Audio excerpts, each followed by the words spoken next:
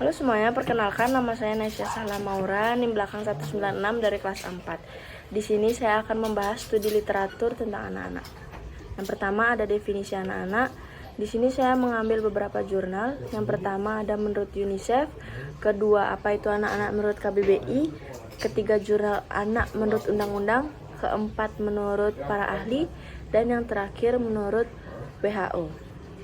Jadi, dari beberapa definisi ini dapat kita simpulkan bahwa definisi anak tidak hanya berfokus pada usia dari usia 0 sampai 18 tahun, tetapi juga pada hak-hak dasar yang melekat pada dirinya, seperti hak atas perlindungan, pendidikan, kesehatan, dan partisipasi dalam kehidupan sosial.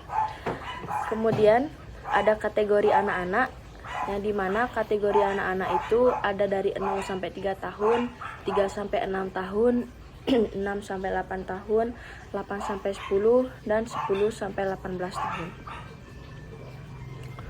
Kemudian ada karakteristik anak, yang dimana dibagi juga beberapa bagian. Ada karakteristik anak yang unik, egosentris, aktif dan energik, dan rasa ingin tahu yang kuat. Dari beberapa karakteristik ini kita bisa menyimpulkan aktivitas anak-anak seperti bermain, belajar, bersosialisasi, mengeksplorasi, berolahraga, dan berkebun. Dari beberapa aktivitas ini, saya mengambil aktivitas yang sesuai dengan range umur 6-10 tahun, yang dimana biasanya aktivitas yang dilakukan yaitu bermain dan belajar. Kemudian ada kebutuhan ruang. Di sini ada beberapa contoh kebutuhan ruang.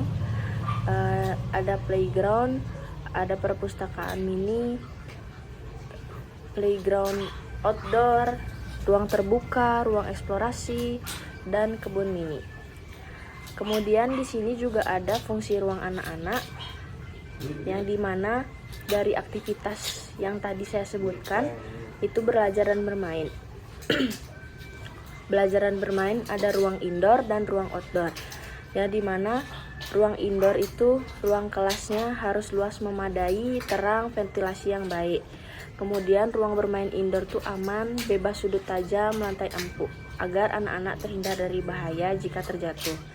Kemudian yang kedua ada area bermain outdoor seperti perosotan, ayunan, jungkat-jungkit, panjatan kecil. Terus ada area pasir, tanah liat, intinya yang aman untuk anak-anak. Selanjutnya akan dibahas oleh teman saya. Baik, saya Ipeni Kemang Wibowo dengan NIM 2024 62 12 11 92. Baik, selanjutnya itu ada karakteristik ruang, yaitu yang pertama aman dan nyaman. Kedua ada fleksibel dan fungsional. Ketiga ada memicu kreativitas dan penyimpanan efektif. Yang pertama aman dan nyaman, yaitu ruangan harus aman dari sudut tajam, bahan beracun dan instalasi listrik. Furnitur harus kokoh dan lantai sebaiknya lembut. Ventilasi dan pencahayaan juga harus baik untuk kenyamanan. Yaitu kedua itu ada fleksibel dan fungsional, yang dimana desain ruangan harus bisa beradaptasi seiring anak tumbuh. Gunakan furnitur yang multifungsi dan mudah diubah. Ruangan juga harus memiliki area terpisah untuk tidur, belajar, dan bermain. 3. Memicu kreativitas. Pilih warna cerah dan tema yang menarik. Sediakan media untuk berkreasi seperti papan tulis atau area seni. Dekorasi bisa berupa mural atau stiker dinding yang edukatif. Keempat itu ada penyimpanan efektif, yaitu sediakan tempat penyimpanan yang mudah dijangkau anak seperti rak terbuka atau kotak berada. Ini melatih untuk belajar merapikan mainan dan barang-barang sendiri. Yaitu selanjutnya ada standar bangunan anak-anak. Yang pertama itu ada material aman, 2 permukaan dan 3 furnitur.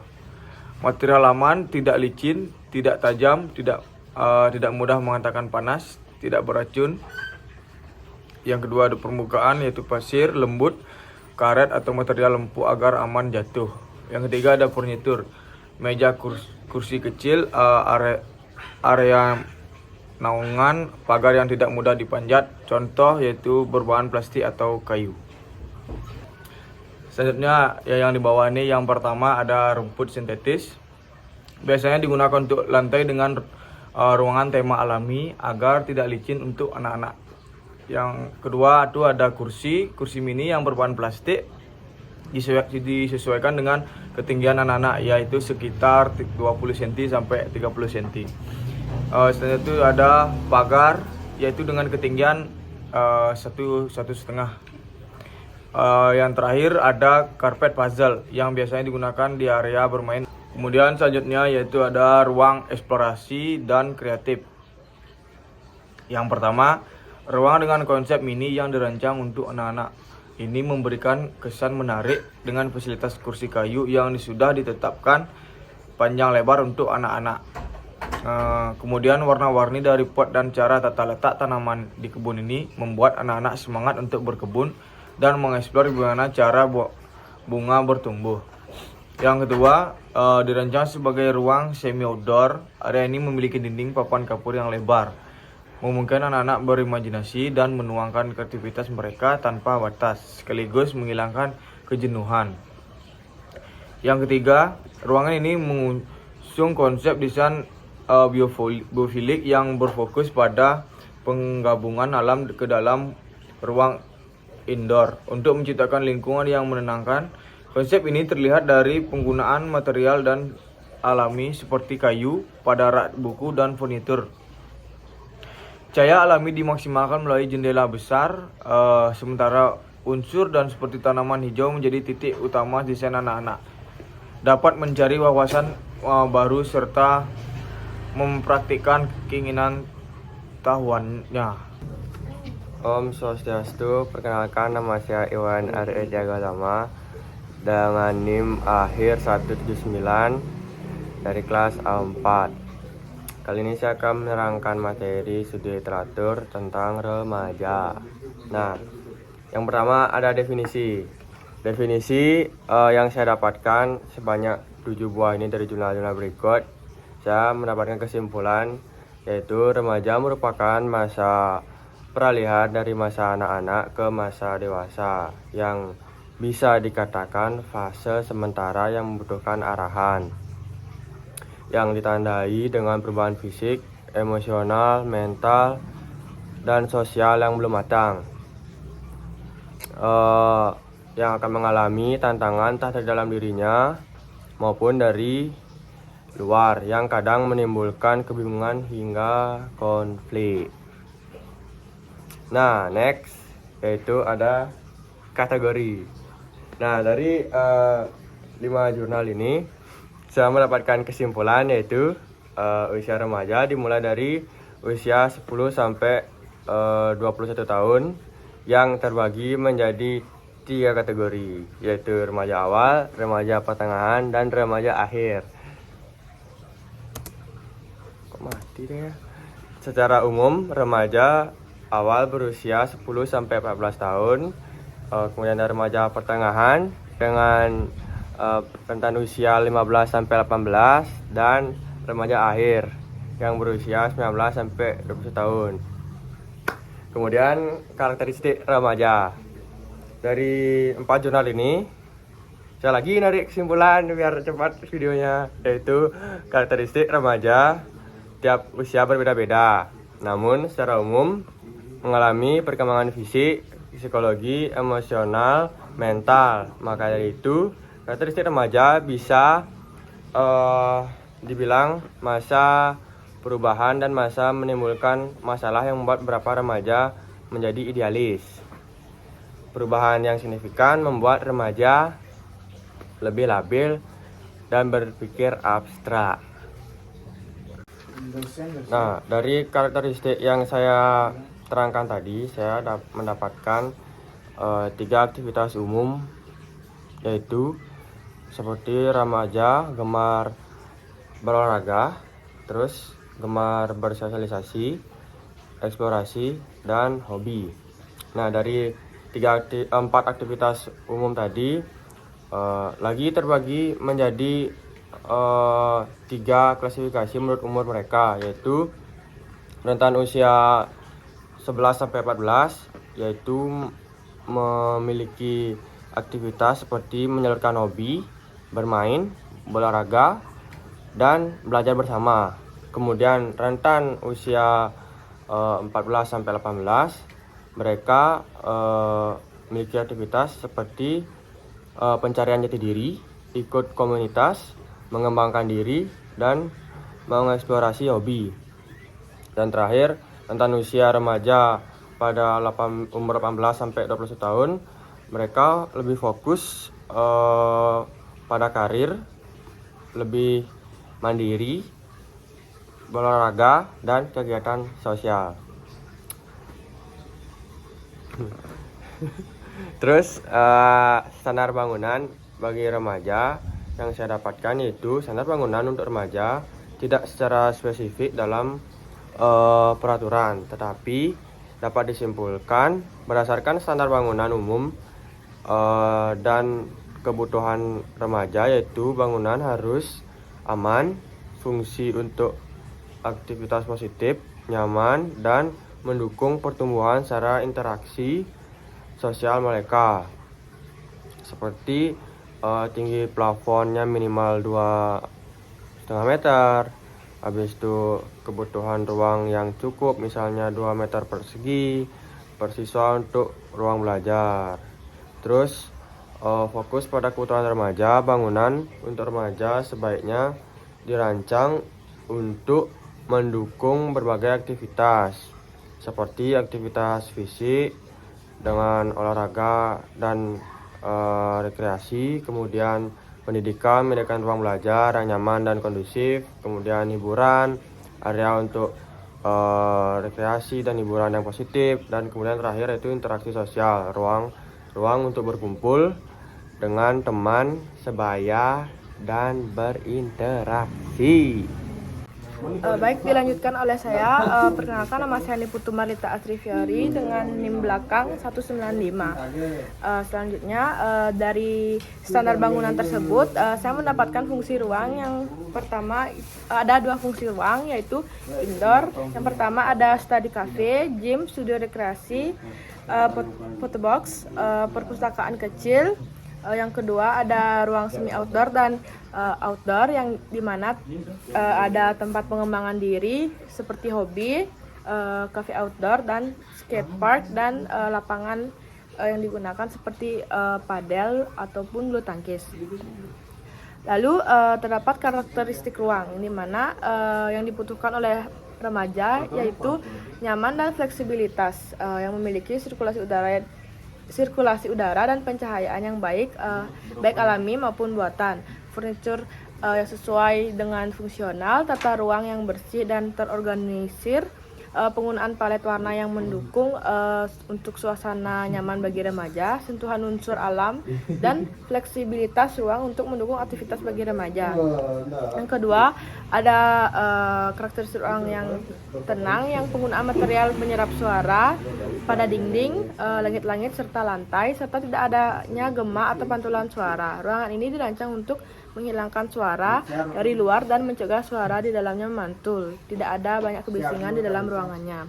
Lalu ada luas dan aman, memiliki ruangan yang luas dan tidak terlalu sempit untuk aktivitas remaja, dapat menampung banyak orang, yang digunakan sebagai komunitas untuk remaja, tidak hanya bisa melakukan suatu kegiatan, tetapi bisa banyak kegiatan dengan kegiatan yang berbeda-beda. Untuk menghindari penghuni saat melakukan kegiatan, terhindar dari bahaya. Lalu ada karakteristik ruang semi outdoor, yang dimana ada kenyamanan ruang di dalam nuansa, dan terdapat alam luar. Adanya perlindungan untuk cuaca dan akses udara segar, yang memberikan fleksibilitas memanfaatkan material alami seperti tanaman hias, serta pencahayaan dan ventilasi yang baik untuk menciptakan suasana yang hangat, tenang, dan menyegarkan, yang cocok untuk remaja.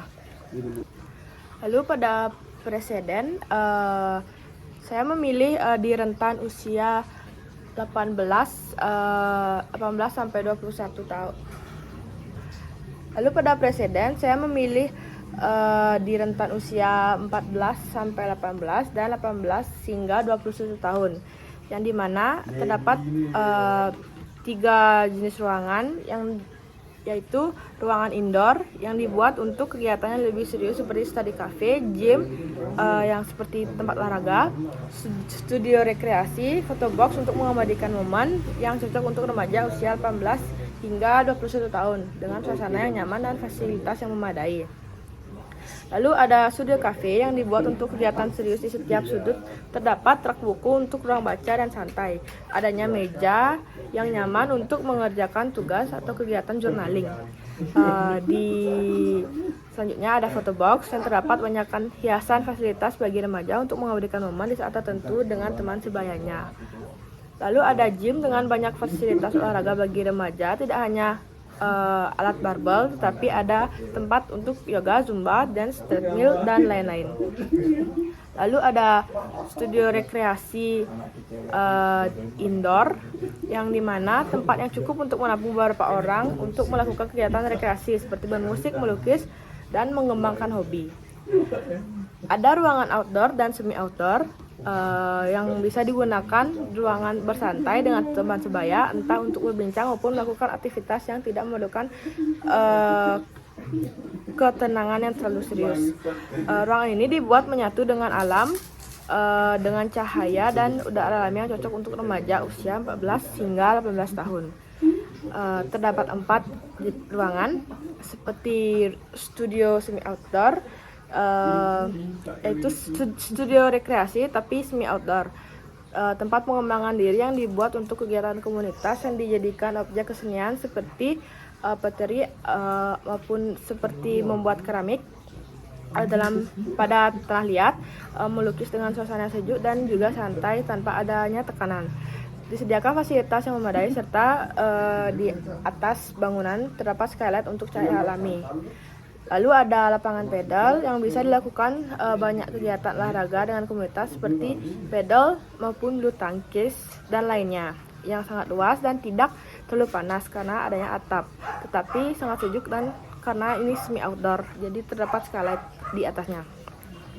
Lalu ada cafe outdoor yang dimana tempat santai untuk nongkrong dengan teman sebaya, disediakan meja yang cukup.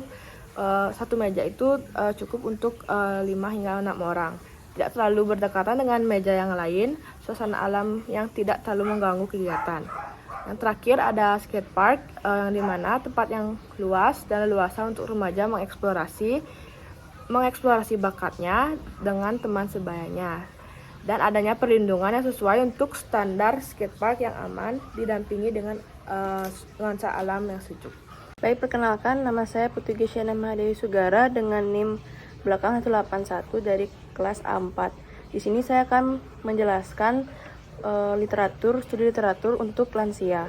Yang pertama adalah definisi. Untuk lansia, saya mendapatkan sekitar 5 jurnal yang berbeda mengenai definisi dari lansia. Yang pertama ada lansia mengenai definisi dari Poltekkes Denpasar. Yang kedua menurut WHO. Yang ketiga kajian pustaka. Yang keempat berdasarkan WHO juga tapi dari jurnal yang berbeda. Dan yang kelima menurut Poltekkes Denpasar dengan tinjauan yang berbeda. Lalu saya akan menjelaskan tentang karakteristiknya secara singkat saja. Dikarenakan di sini saya mendapatkan jurnal yang lebih dari 3. Secara singkatnya saja, menurut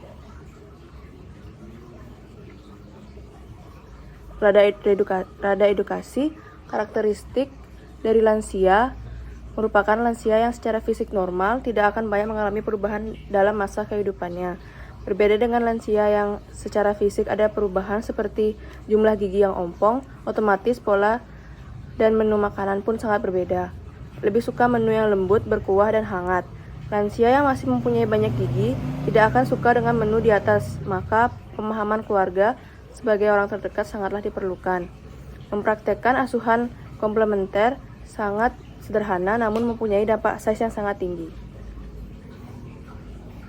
Untuk yang ketiga, saya akan menjelaskan salah satu dari 5 jurnal mengenai kategori untuk lansia.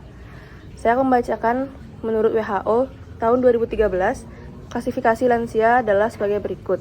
Usia pertengahan, middle age, yaitu kelompok lansia usia 45 sampai 54 tahun. Yang kedua ada lansia elderly, yaitu kelompok usia 55 sampai 65 tahun.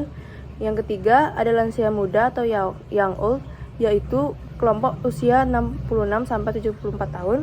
Yang keempat ada lansia tua atau old, yaitu kelompok usia 75 sampai 90 tahun. Dan yang kelima, lansia sangat tua atau very old, yaitu kelompok usia lebih dari 90 tahun. Selanjutnya saya akan membacakan kategori dari lansia. Di sini saya mendapatkan sekitar 5 jurnal yang berbeda.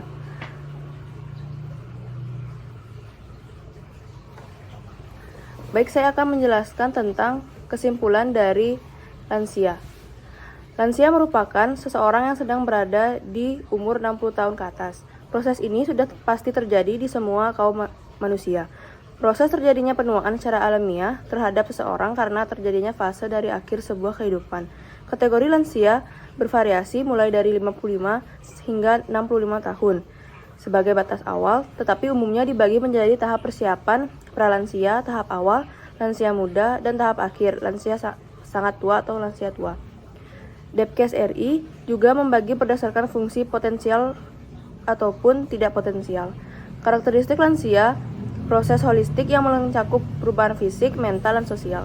Penanganan lansia harus fokus tidak hanya pada masalah kesehatan tetapi juga pada pemenuhan kebutuhan psikologis dan sosial agar dapat beradaptasi dan menjalani hidup yang bermakna.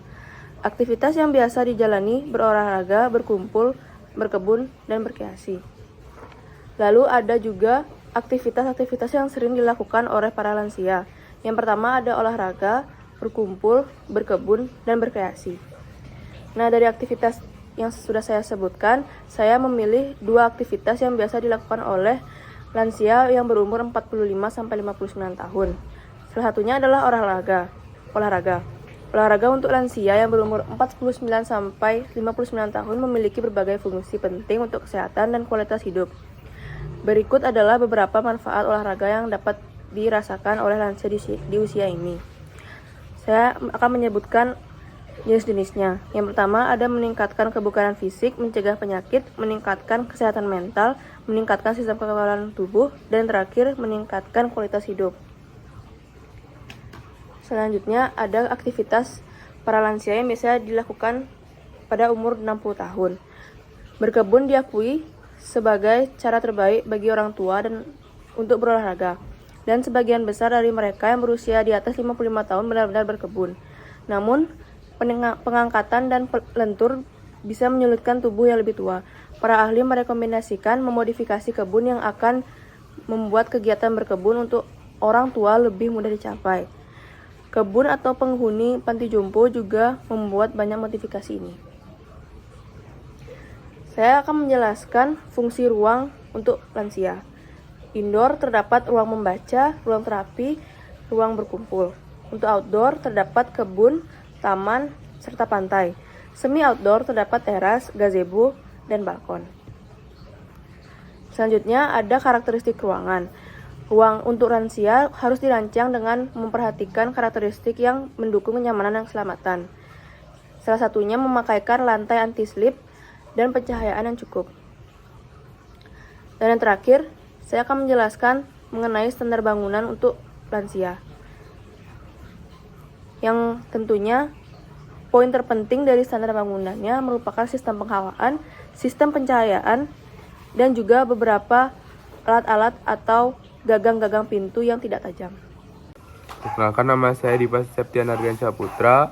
Saya dari kelas 4 NIM 178. Jadi saya akan menjelaskan tentang studi preseden dari lansia. Yang pertama ada ruang tidur. Pemilihan tempat tidur itu dibagi menjadi 2. Ada tinggi tempat tidur dan kasur yang nyaman. Yang pertama tinggi tempat tidur. Pilih tempat tidur dengan ketinggian antara 45 sampai 60 cm. Yang kedua ada kasur yang nyaman. Gunakan kasur yang empuk namun tak mendukung tulang belakang. Mengingat banyak lansia yang mengalami nyeri pada punggung dan sendi. Yang kedua ada keamanan ruang tidur. Yang pertama, keamanan ruang tidur dibagi menjadi dua, yaitu lantai anti-slip dan pegangan fasilitas pendukung.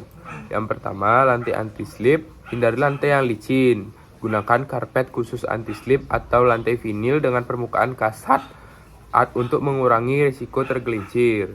Yang kedua, ada pegangan dan fasilitas pendukung. Pasang pegangan di sisi tempat tidur dan di area lainnya yang diperlukan untuk membantu lansia menjaga keseimbangan. Yang ketiga, ada pencahayaan yang baik. Pencahayaan yang maksimal, pastikan pencahayaan cukup terang dengan lampu malam di sekitar tempat tidur untuk membantu lansia bergerak dengan aman di malam hari. Yang kedua ada ruang terapi. Ruang terapi dibagi jadi beberapa. Ruangan tunggu untuk lansia harus dirancang dengan memperhatikan kenyamanan dan aksesibilitas. Berikut adalah beberapa kriteria yang perlu diperhatikan. Yang pertama adalah jalan tidak licin. Pastikan jalan keluar masuk pasien tidak licin untuk menghindari kecelakaan. Yang kedua, ada pegangan. Jalur khusus untuk kursi roda dan tersedia fasilitas di kursi. Habis itu, di ruang terapi juga terdapat pada kantin. Pada ruang kantin juga mempengaruhi penglihatan dari lansia dikarenakan lansia memiliki penglihatan yang sensitif, jadi memerlukan warna yang lembut dan atau soft. Habis itu yang ketiga ada ruang senam. Ruang senam atau ruang terapi memerlukan banyak hal yang perlu diperhatikan. Selain warna, alas atau lantai juga harus diperhatikan. Menggunakan lantai vinil atau lantai yang tidak licin merupakan salah satu contohnya. Penerangan yang pas agar para lansia yang sedang terapi tidak terganggu penglihatannya. Yang ketiga ada kebun indoor. Tanaman yang ditanam tidak boleh tanaman yang biasa tumbuh di luar ruangan. Terdapat beberapa tanaman yang memang bisa ditanam di dalam ruangan dan tidak mencemari udara di dalam ruangan. Setelah itu, alat-alat yang digunakan juga harus alat-alat yang steril dan tidak tajam agar tidak mengganggu kenyamanan dari lansia. Setelah itu, ketinggian meja juga harus diperhatikan karena beberapa lansia tidak diperkenankan untuk membungkuk terlalu rendah, maka dari itu ketinggian meja harus setara dengan pinggangnya. Ruang senam atau yoga. Ruang yang nyaman adalah pastikan ruang tempat senam cukup luas, bebas dari barang-barang yang dapat menghalangi, serta memiliki pencahayaan yang baik. Setelah itu, perlengkapan yang tepat. Gunakan pakaian yang nyaman dan sepatu yang sesuai untuk mendukung gerakan dari lansia. Setelah itu, ada ventilasi dan penghawaan yang baik. Sirkulasi udara harus lancar untuk menjaga kualitas udara dan mencegah ruangan menjadi pengap dan terlalu panas. Suhu ruangan yang nyaman. Lansia cenderung lebih sensitif terhadap perubahan suhu. Suhu ruangan harus dijaga agar tidak terlalu panas atau terlalu dingin. Warna dan desain ruangan. Dianjurkan menggunakan warna netral atau hangat pada dinding untuk memberikan kesan nyaman dan aman. Namun, warna kontras pada pintu jendela atau pegangan dapat membantu merangsang penglihatan lansia untuk mempermudah orientasi. Setelah itu, perlengkapan audio dan aromaterapi. Diperlukan pengeras suara dan musik dengan tempo yang sesuai untuk senam lansia. Biasanya intensitas ringan hingga sedang dan tempo yang lambat atau hati-hati. Aromaterapi untuk menenangkan pikiran dan hati saat beryoga juga penting. Ya lanjut, jadi sekarang saya akan melanjutkan ke studi literatur disabilitas. Disabilitas memiliki definisi. Ada banyak definisi dari beberapa jurnal, namun yang saya bacakan hanya satu saja dari Kamus Besar Bahasa Indonesia. Disabilitas diartikan sebagai keadaan seperti sakit atau cedera yang membatasi kemampuan mental dan fisik seseorang. Disabilitas adalah kondisi keterbatasan fisik, intelektual, mental, atau sensorik dalam jangka waktu lama sehingga mengalami hambatan dan kesulitan dalam berinteraksi. Lanjut kemudian kategori disabilitas. Yang pertama ada disabilitas intelektual, yaitu individu yang mengalami keterbatasan atau penurunan kapasitas permanen yang signifikan untuk melakukan tugas kognitif, fungsi atau pemecahan masalah. Yang kedua ada gangguan pendengaran atau tuli. Tuli atau kesulitan untuk mendengar bisa berkisar dari ringan hingga ke berat. Kondisi ini juga bisa disebabkan berbagai faktor termasuk cedera dan keturunan.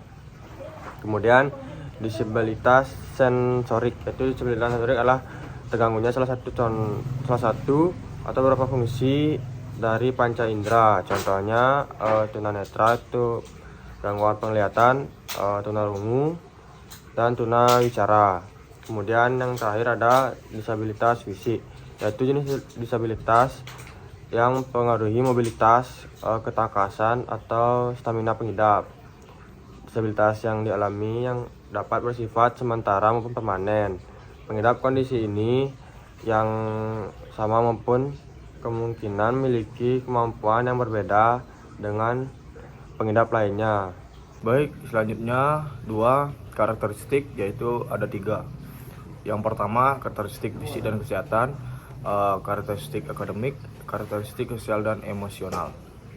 Yang pertama karakteristik fisik dan kesehatan, yaitu kecenderungan gangguan kesehatan lain seperti sakit gigi, berkurangnya kemampuan pendengaran dan penglihatan, serta gangguan bicara umum terjadi pada anak dengan disabilitas saraf. Selain itu, penyandang tunadaksa jenis ini juga bisa menunjukkan tanda-tanda hiperaktif, sangat aktif maupun hipoaktif, atau sangat pasif dan perilakunya. Yang kedua ada karakteristik akademik, yaitu anak tunadaksa dengan kelainan sistem otot dan rangka umumnya memiliki tingkat kecerdasan normal sehingga bisa mengikuti pelajaran sama dengan anak normal.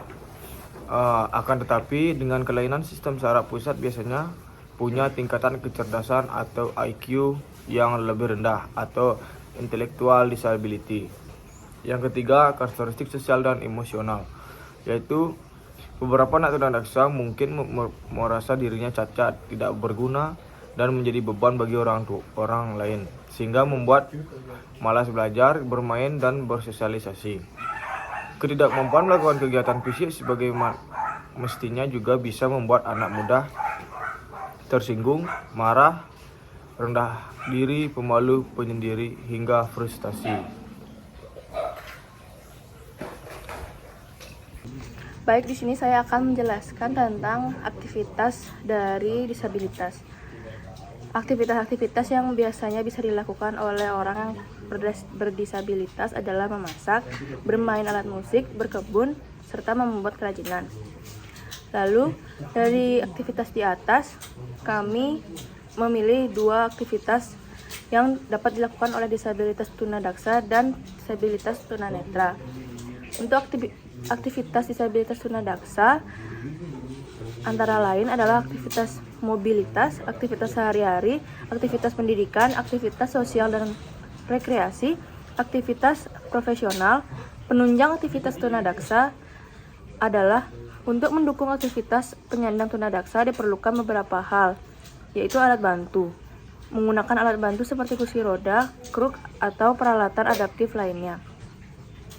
Untuk aktivitas yang bisa dilakukan oleh disabilitas tunanetra meliputi kegiatan sehari-hari atau ADL seperti memasak, membersihkan diri, aktivitas pendidikan dan pekerjaan yang memanfaatkan huruf braille dan teknologi. Mobilitas dengan tongkat putih atau pembantu. Aktivitas sehari-hari ADL, mandi dan berpakaian, memasak dan membersihkan, manajemen rumah tangga, pendidikan dan pekerjaan, mempelajari huruf braille, penggunaan teknologi, dan keterampilan sosial dan komunikasi.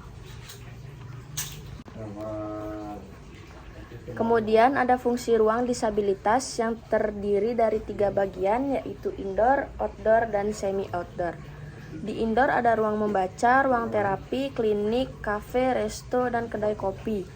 Kemudian yang di outdoor ada kebun, taman, dan pantai. Yang terakhir semi-outdoor ada teras, gazebo, dan balkon. Kemudian ada standar bangunan, untuk disabilitas di Indonesia, yaitu mengacu pada Permen PUPR nomor 14 tahun 2017 yang mengatur tentang pedoman teknis fasilitas dan aksesibilitas pada bangunan gedung dan lingkungan.